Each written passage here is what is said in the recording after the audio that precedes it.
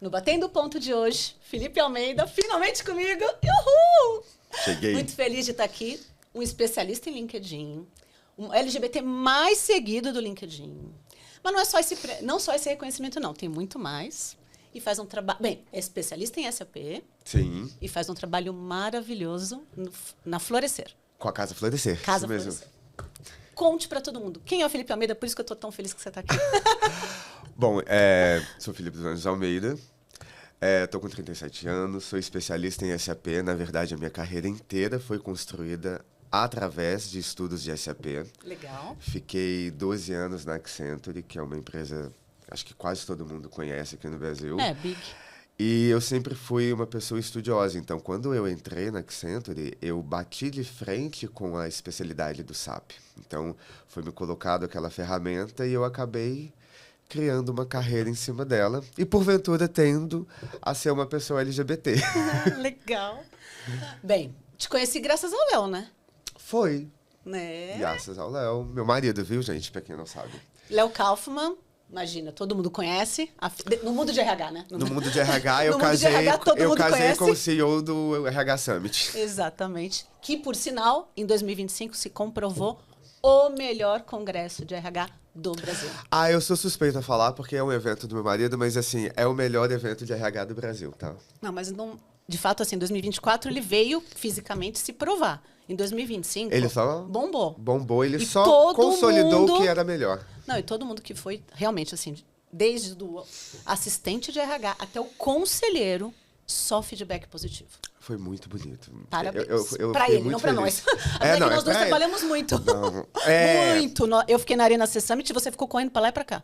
porque em alguns palcos. é aquele momento quando você casa, meio que você abraça o sonho da pessoa.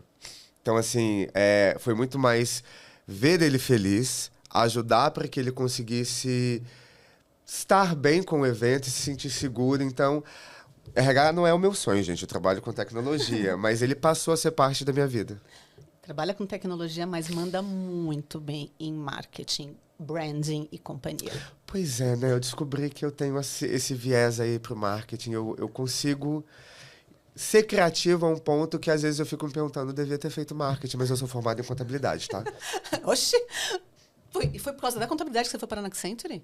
Então, eu sempre fui uma pessoa mais influenciada pelo meu avô. Meu avô é juiz. Ah. E ele queria que eu fizesse direito. Mas assim, eu não tenho aptidão nenhuma para trabalhar com direito. Eu sempre gostei mais de número, de contas. Então, assim, um pouquinho estranho, eu falei, eu vou fazer contabilidade. Então, como eu comecei a contabilidade, eu estava no 3º, 4º período, e eu fiz uma entrevista na Accenture, porque o requisito principal na vaga era que soubesse inglês. E eu era fluente, então fui contratado. Então, eu nem sabia mexer em SAP. Eu não sabia o que era SAP. E desde o início foi SAP? Desde o início. Foi aquela empresa que te contrata por causa do idioma. Você tá lá no primeiro dia, eles falam, essa é a ferramenta. Boa sorte. Só que eu sou uma pessoa caxias, então eu comecei a anotar, desde o primeiro dia, treinamentos para mim. Para que eu pudesse ir entendendo a ferramenta, para me auxiliar nas demandas diárias, semanais, quinzenais. E eu acabei compartilhando isso. Foi até interessante, porque a primeira postagem que eu fiz no LinkedIn, que o LinkedIn para mim naquela época sempre foi uma rede para buscar emprego. Então, e aprender SAP, que é uma ferramenta que, além de muito cara, o ensino, é uma ferramenta que naquela época, eu estou falando aí de 2014, que foi quando eu fui contratado pela Accenture, não é muita informação que você tem, principalmente português. Tudo era muito inglês. Então, quando eu comecei a ver que tinha muita gente com a mesma dificuldade que eu estava, eu resolvi começar a traduzir textos e publicar eles para auxiliar outras pessoas, de forma gratuita, simplesmente porque eu queria ajudar. E eu lembro que eu postei um artigo que está até hoje lá no LinkedIn, 6 anos atrás, que chama Introdução ao FI, que é Introdução ao Financeiro. Esse artigo, nos 2 primeiros dias, teve 28 mil likes. Uau. E na época não tinha nem aquela informação das impressões. Isso veio logo depois com as atualizações do LinkedIn. E eu saí de 1.200 conexões, que era o que eu tinha, para 78 mil seguidores. Nossa, Então, que incrível. em 2019, que foi quando eu fiz isso, até 2021, eu tive o maior crescimento orgânico da vida. Foram 200 mil seguidores. Em, tipo, 1 ano e 8 meses. Que Hoje eu tô incrível. com 456 mil, eu acho. Não sei mais. Quero ver a festa quando chegar nos 500. Nossa, todo mundo tá falando isso. Vai ser incrível. Bem, agora me diz uma coisa. Como um fracasso, ou aparente fracasso, na verdade te preparou para um sucesso futuro? Eu acho que agora eu posso colocar isso como exemplo. Eu não diria fracasso específico, mas eu diria que fazer contabilidade é um fracasso na minha vida. Eu nunca trabalhei com contabilidade. E você foi até o fim? Eu fui até o fim. Eu sou pós-graduado em contabilidade internacional pela Faculdade de Finanças de Nova York. É verdade, eu me lembrei desse certificado, desse após. Eu sou pós-graduado na Faculdade de Finanças de Nova York, que é uma bolsa que eu ganhei por ter tirado o primeiro lugar na faculdade aqui de graduação, e a pessoa que tivesse a maior nota ganharia a bolsa. Eu ganhei a bolsa e fiz. Uau! Eu nunca trabalhei com contabilidade. Até quando eu estava na Accenture, eu trabalhava ali no Contas a Pagar, mas assim, eu passei de primeira em terceiro lugar no CRC de contabilidade. Na primeira tentativa. Gente, para quem não sabe, para quando você forma em contabilidade, para eu assinar como contador, eu tenho que passar por uma prova do CRC. E essa prova do CRC é tipo uma OAB para advogado. E eu passei de primeira. Eu não sabia que tinha que fazer uma prova. Se você não pode assinar como Eu contador... achei que era só graduação, bastava. Não, é igual você Igual é a OAB, é igual a OAB, você é bacharel, mas Sim. se você não passar na OAB, você não assina. Se você não passar no CRC, você não assina como contador. Eu passei de primeira Parabéns! e eu nunca tirei a minha carteira. Mas e qual foi o aprendizado dessa história? Para mim, o aprendizado é que a gente pode mudar. A gente é mutável. Super. Eu, quando eu estava em 2014 fazendo contabilidade, eu achei que essa seria a profissão da minha vida e eu nunca fiz ela. Pouco tempo depois eu entendi que eu tenho um viés muito mais de comunicação do que um viés de ficar ali dentro. Então, para mim, foi um fracasso, porque eu investi 4 anos na minha vida, mais 1 ano e meio de pós-graduação, para algo que eu nunca fiz. Muito interessante. E é engraçado porque quando a gente fala de fracasso, eu não digo que é um fracasso porque ainda é um conhecimento. Mas, cara, 5 anos da sua vida estudando diariamente para você nunca usar isso. Para mim, isso é um fracasso. Porque fracasso é um tempo perdido. O tempo é uma coisa mais valiosa que a gente tem. Isso não vai voltar. É verdade, não volta. Agora, me diz uma coisa. Nos últimos anos, tem alguma crença, comportamento que mais mudou sua vida? Olha, eu posso colocar vários momentos que a gente para e pensa. Isso realmente faz uma diferença na minha vida. Mas pode ser uma coisa muito sincera? Claro. É pra ser. Gente, eu vou Conta até pra lá. brincar. Mas terapia. Eu não acreditava. Ótimo! Pra mim, eu sempre fui aquela pessoa crédula de achar que psicólogo e terapia era só pra gente doida. Ou pra gente que não precisava. A partir do momento que eu me abri a possibilidade de ir em uma consulta, e mesmo assim a primeira vez eu achei estranho, mas depois que eu fui dando continuidade, Bia, e mudou a minha vida totalmente. A minha forma de pensar, a minha forma de agir, de não ficar tão agressivo a coisas ruins que podem acontecer na nossa vida, que é aquela impulsão, aquela reação, a pessoa reativa quando a gente fica. Mudou a minha vida. Real. Que incrível. E eu não falo assim, muda assim, mas terapia é bom, gente. Todo mundo tem que fazer. Mas assim, vou te confessar. O CEO, o CEO que eu tive, que eu mais admiro até hoje, o melhor líder.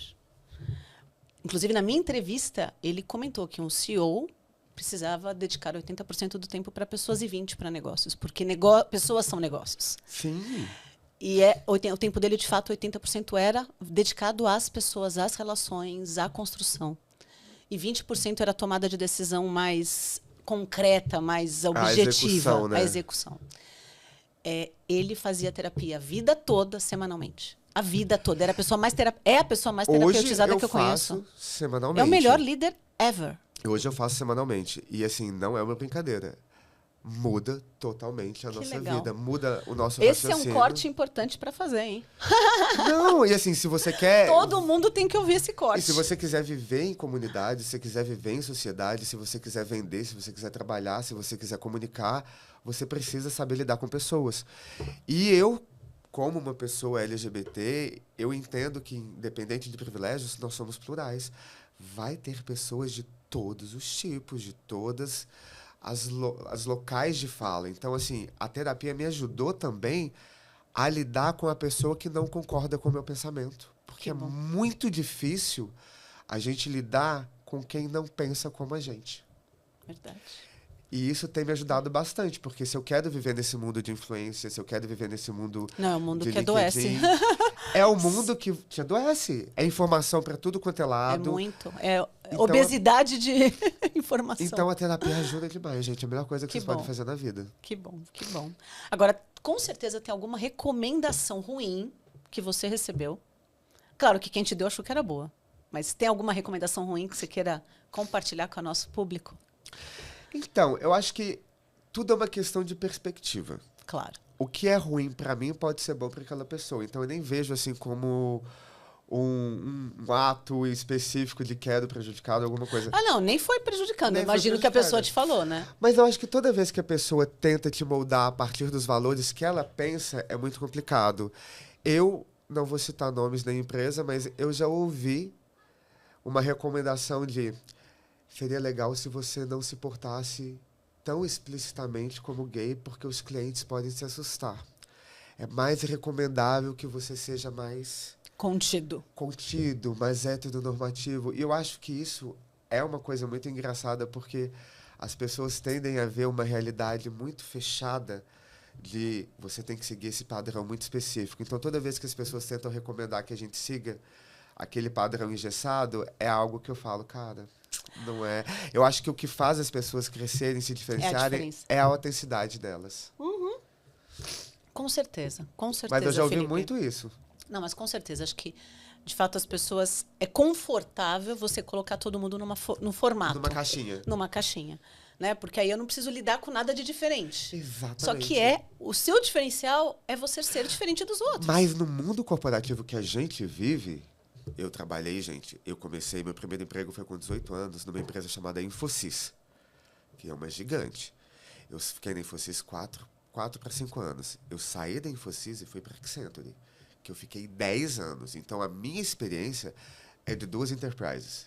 É de duas não é nem multinacionais, é de duas big techs gigantescas, onde a gente convive com as principais empresas. Na Accenture, eu trabalhava numa Só com consultoria Enterprise. que eu atendia as maiores empresas. Eu era o consultor de SAP, no caso, de Petrobras, de Vale, de empresas que são gigantes. E era sempre todo mundo numa esteira que parecia que era um tanto de gente igual a outra. Sim. E eu acho que o que me fez destacar e o que me fez sair dessa bolha, e até mesmo crescer no LinkedIn, é ser quem eu sou. Claro. Sem dúvida. Sem dúvida. Até porque todo mundo que é igual a todo mundo, você acha em qualquer lugar. Então, eu acho que a autenticidade, para mim, sempre foi um viés legal. Muito bom. Muito bom. É a sua marca. É a minha marca. Não pode abrir mão dessa. Até no âmbito de falar que a terapia entrou muito bem nisso, porque às vezes eu falo muito o que eu penso e nem sempre isso é muito bom. A gente só tem que saber quando falar e como falar. Exatamente. Mas não deixe de falar. Nunca. Agora me diz uma coisa, quando você se sente sobrecarregado ou sem foco, o que você faz para voltar para o seu eixo de bem-estar? Que eu sou uma pessoa que eu gosto de estar sobrecarregado. É engraçado porque nas demandas que eu tinha, por exemplo, operacional no início, a melhor coisa para mim é quando eu tinha backlog. Você adorava? Porque isso te fazia Eu produzir não sei mais.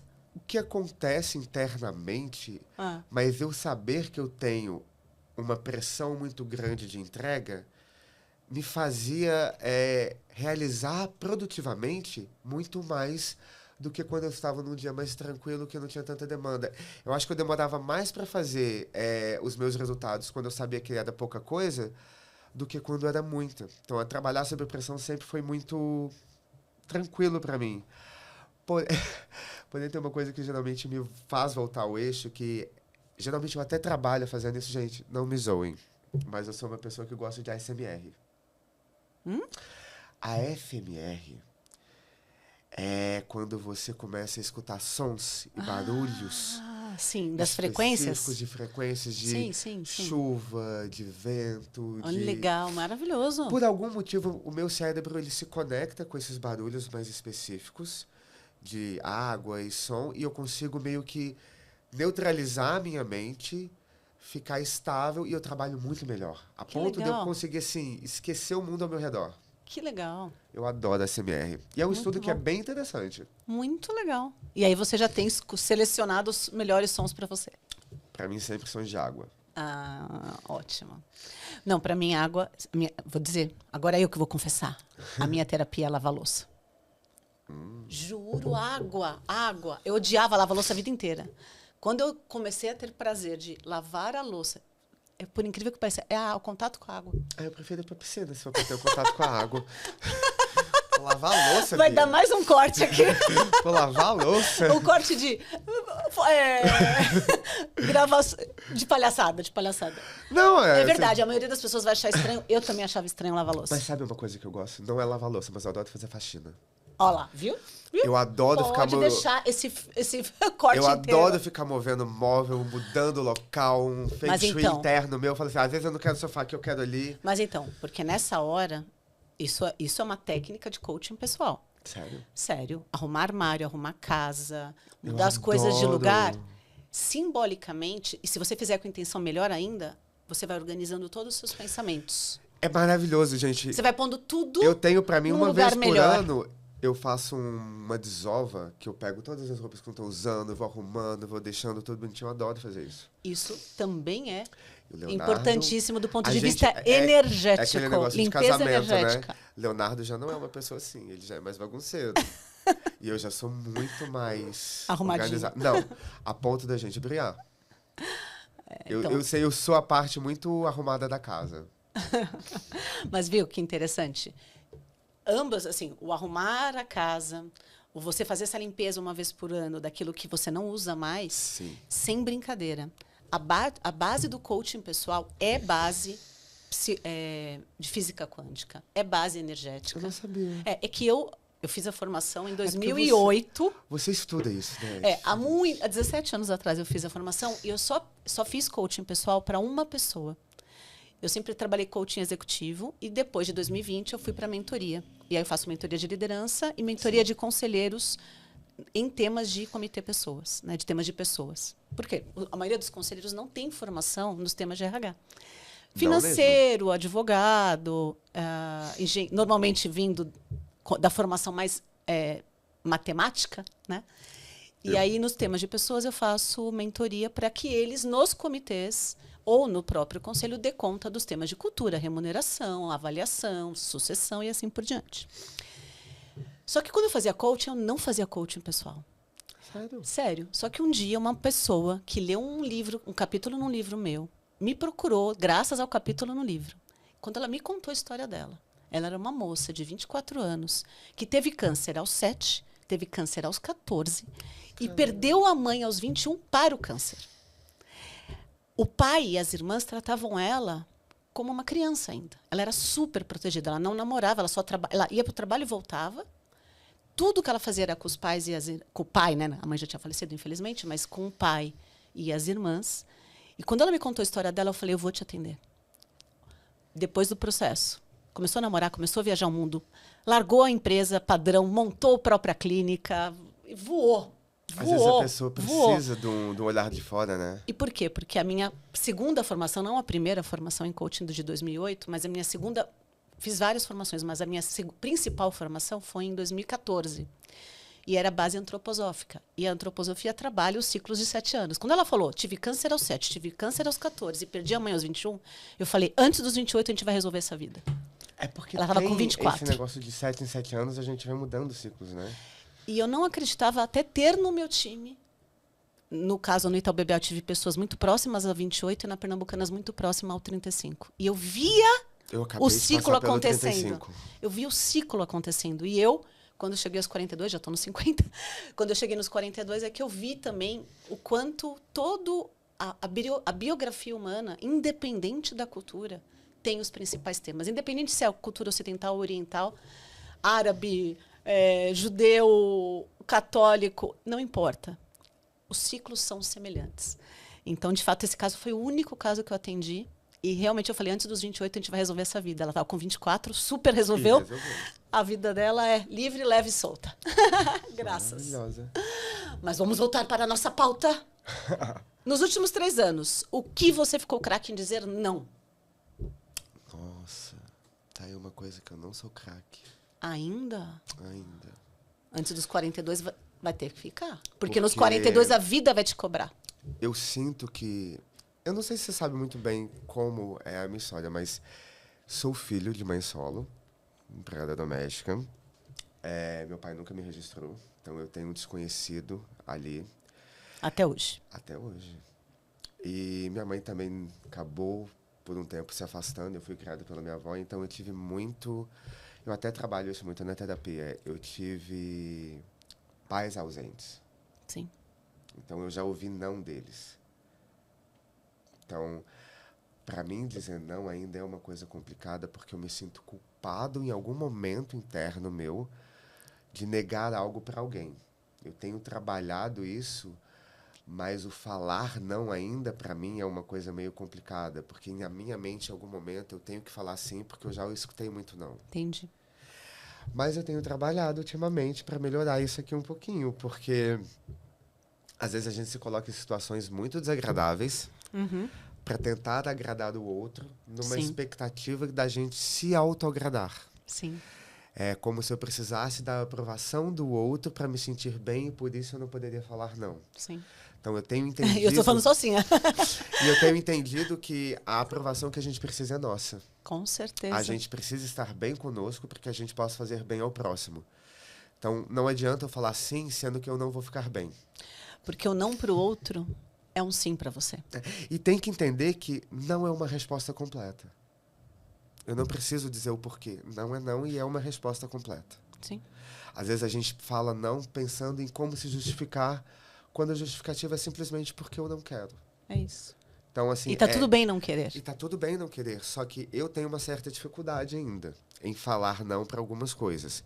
E geralmente são coisas que eu sempre penso numa empatia pelo próximo.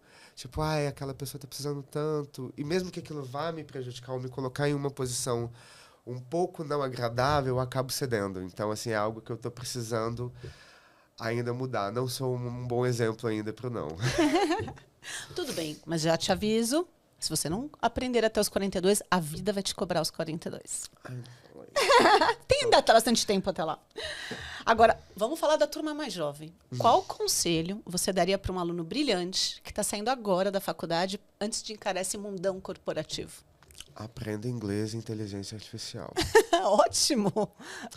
Não existe hoje no mercado uma formação em tecnologia que o inglês não vai ser utilizado. E eu acho que as pessoas no Brasil elas tendem a ter um comodismo para com aprender um segundo idioma, porque a gente possui ferramentas hoje que facilitam a compreensão desses idiomas, mas não necessariamente eles te auxiliam a compreender mesmo a cultura mundial. A gente tem uma pesquisa da British Council que fala que 5% das pessoas no Brasil têm inglês e apenas 3% fluente. Só que acho que a gente não entendeu ainda que o inglês ele é o idioma universal. É. Eu trabalho com SAP e não existe a possibilidade de você ter uma carreira de sucesso em SAP ou em qualquer área de tecnologia, seja como programador, desenvolvedor, com inteligência artificial, que é o que mais se fala hoje em dia, se você não souber inglês. Eu sempre brinco que a gente está numa transformação digital de tecnologia que hoje a gente fala, você é formada, você é graduada, sei lá, em psicologia. Daqui a pouco você vai ser uma pessoa de tecnologia com experiência naquela área. A tecnologia ela vai dominar com tanta informação nas áreas de graduação que você não vai falar mais, eu sou médico. Não. Eu sou uma pessoa tecnóloga com especialização em medicina. A tecnologia daqui a pouco ela está fazendo as próprias cirurgias. Eu não vou precisar talvez de médico daqui a pouco. Mas eu vou precisar o quê? Do conhecimento daquela pessoa para se aprofundar em novas soluções para o mercado. Hoje em dia, o que eu fazia, tipo, há 10 anos atrás, no início de uma contabilidade, eu não preciso mais. Verdade. A inteligência artificial faz sozinha para mim. Verdade. Muita Então, coisa. o que eu vou fazer é entender quais são essas novas profissões que estão surgindo. E essas novas profissões que estão surgindo, todas elas precisam de tecnologia. Então, estudem tecnologia dentro da área que vocês querem atuar. É isso aí. Muito bem. Agora me diz uma coisa. Qual compra de R$ 200 ou menos nos últimos 6 meses fez mais diferença na sua vida? De R$ 200 ou menos? É, alguma coisa bem baratinha, mas que agregou muito valor para você. Pensa aí. Então, porque no máximo que eu falo é um livro que eu estou gostando muito de ler. Então fale dele.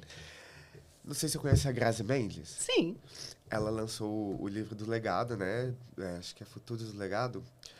E para mim foi interessante a abordagem do livro, especificamente, porque a gente fica pensando muito assim, o futuro, o futuro, o futuro. Mas o futuro é agora. É agora. É o presente. Então, assim, o que eu quero ser lembrado por ser? Não estou falando de profissão, nem de formação, nem de... Mas, assim, eu, particularmente, tenho trabalho com as meninas da Casa do Acolhimento de Florescer. Eu quero ser lembrado por ser uma pessoa empática. Por ser uma pessoa que conquistou bastante o meu espaço, que chegou num patamar que eu posso falar que eu estou bem sucedido. Mas eu não quero ser lembrado por isso. Eu quero ser lembrado pelo bem que eu fiz ao próximo.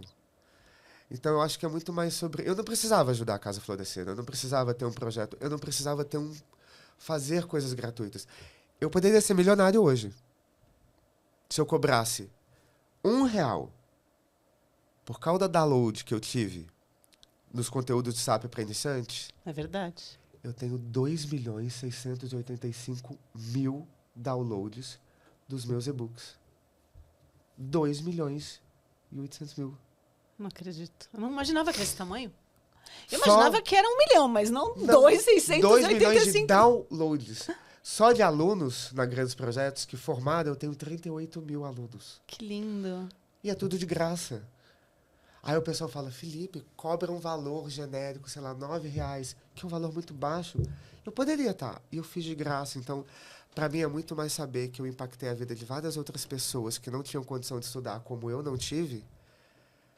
Porque para mim sempre a pauta do estudo e do conhecimento é algo que eu acho que deveria ser gratuito. E eu sei que muita gente ganha dinheiro com conhecimento, mas eu tive tanta dificuldade de ter acesso ao estudo que quando eu tive e eu consegui e estudei, dei o meu melhor e até mesmo consegui após aí em primeiro lugar, eu quero que outras pessoas como eu que não conseguem entrar numa Mackenzie ou que não passam de primeira vez numa UFMG na época porque eu tinha que trabalhar ao mesmo tempo, elas possam ter acesso. Então, para mim, conhecimento sempre foi Que incrível. a Muito parte bom. principal. Muito bom. E você gosta de presentear com livros? Amo. É? E Eu que livro que adoro você mais livro. presenteia? Então, eu gosto muito do livro do Samuel Gomes, No Armário, porque eu acho que é uma perspectiva que vai ser sempre uma pauta de diversidade que eu trago, mas eu acho que o No Armário, ele fala muito mais do que ser uma pessoa LGBT. O Samuel Gomes é uma pessoa preta, é uma pessoa LGBT, e ele traz essa compreensão que às vezes as pessoas não têm uma facilidade de entender o que é realmente ser Verdade. uma pessoa LGBT dentro do mercado. É complicado porque você vive a sua vida, você casou, você tem seu filho. Até os meus 30 anos, eu tinha medo de conversar com um amigo meu ou com quem eu estava perto, porque eu tinha medo do que o mundo corporativo ia pensar de mim, sabendo que eu era gay. Será que eu ia ser promovido ou não? Eu fiquei com esse... Eu fui contar para minha avó que eu era gay com 35 anos, só porque eu ia casar com o Leonardo. E mesmo assim, com uma dor no coração de ser rejeitado, porque às vezes falar para o mundo quem você é dá medo. E se a pessoa não gostar de você? Mas as pessoas, não, vocês, por exemplo, héteros assim, você não tem que contar para o mundo. O mundo já te aceita. Então eu acho que é um livro bem divertido e muito educativo. Muito, com certeza. Muito legal. A última pergunta, você acredita? Passou rápido, não? Muito rápido. Mas essa eu adoro fazer.